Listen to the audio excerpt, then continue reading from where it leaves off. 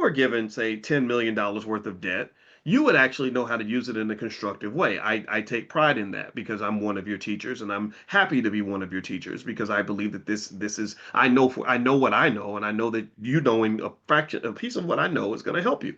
So debt is a good thing in the sense that most wealthy people have debt. Most investors have some type of debt that's driving their scale. It's not just ownership of capital that's important. Ownership matters at the end of the day, but it's really access that matters as well. Do you understand? It's not just what you own, it's also what you can control. And sometimes you control things until you can own a piece of what you control. Right. See, our problem is sometimes we want to get into positions of control, like we want the fancy job and we want to be the senior director and we want them to appoint us as the vice president, but then we're not thinking about ownership. Ownership's the long-term goal. Because here's what ownership does. Ownership gives you a backstop and a protective mechanism in case your control is taken away from you, right? So anybody, all the fancy Negroes in the room who've had fancy jobs that were taken away from you, and then you were mad because you're like, oh, every time I get an opportunity, white folks take it from me. Well, that's because you didn't own nothing, right? Because if you're an owner, they can't take it from you. Why do you think Elon Musk is fighting with his shareholders to say, I need you to renegotiate my contract because I need to control this thing?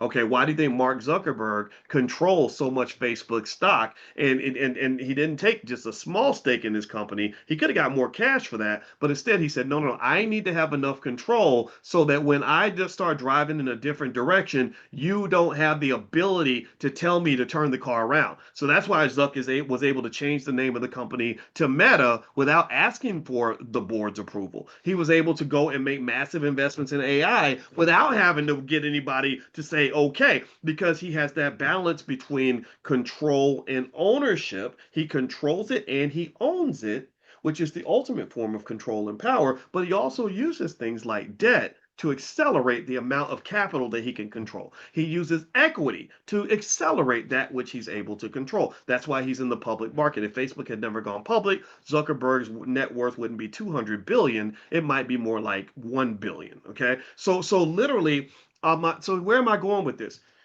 A lot of your economic engine in America and beyond is heavily connected to debt, right? And what tends to happen is that when happy days are here again and the market's taking off and a lot of money's being made, people go deeper and deeper in debt to get more and more leverage so they can get more and more control over more and more assets.